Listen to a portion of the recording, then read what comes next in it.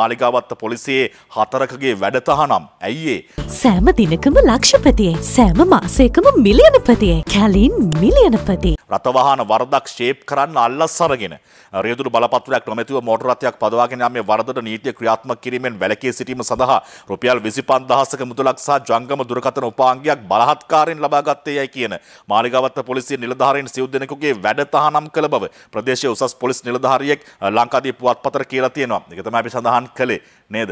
පාතාලය කොල්ල කෑම් කරන අය සාමාන්‍ය සමාජයේ ඉන්නකොට මේ විදියට 25000යි ජංගම දුරකථන උපාංගයි කොල්ල කන අය පොලිස් දෙපාර්තමේන්තුව තුලත් ඉන්නවා නම් ඒක ඉතින් බරපතල කාරණයක්. ඒතොර කොහොමද යුක්තිය ඉටු කරන්නේ? කොහොමද යුක්තිය මෙහෙයුම සාධාරණව කරන්නේ කියන දේ පිළිබඳ බරපතල සැකයක් මතුවෙනවනේ. ඒ නිසා තමයි අපි පුනා සඳහන් කළේ මෙවැනි නිලධාරීන් 14ක් ඉන්නවා.